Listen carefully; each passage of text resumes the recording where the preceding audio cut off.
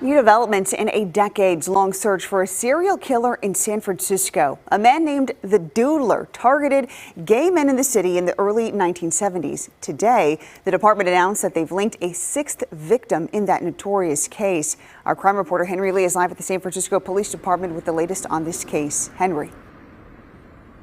Christina, he was dubbed the Doodler because he drew pictures of his victims, and now the SFPD has doubled the reward for tips leading to an arrest. For more than 4 decades, a killer who preyed on gay men in San Francisco has never been caught. He was given the name the Doodler. He met his victims at bars and then lured them by offering to sketch them on napkins. He told a surviving victim he was in art school and studying to be a cartoonist. For years, SFPD said he's killed 5 men.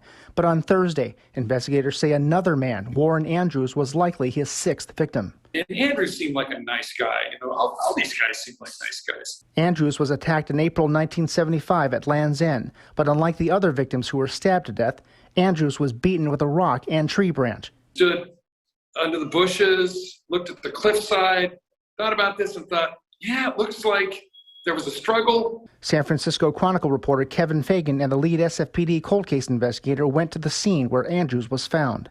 If you're going to fight back against the Doodler, the knife could easily go flying off the cliff. What do then? You pick up a tree branch and you pick up a rock, you pick up whatever you got and you finish the job.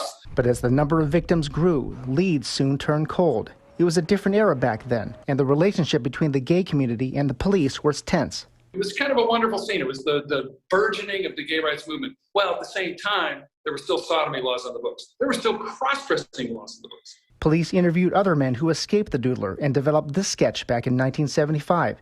In 2018, investigators released this age progression composite of what he might look like now. On Thursday, SFPD doubled a reward for tips in the case to $200,000. Police have also interviewed a possible suspect a couple of times over the years. He's still alive. But you can only call him a person of interest because they don't have enough to nail down a case. You have to do beyond a reasonable doubt. Today is the 47th anniversary of the first Doodler homicide. Now, even though so much time has passed, there's no statute of limitations for murder. Anyone with information is asked to call San Francisco Police. Live in San Francisco, Henry Lee, KTVU, Fox 2 News. Henry, thank you.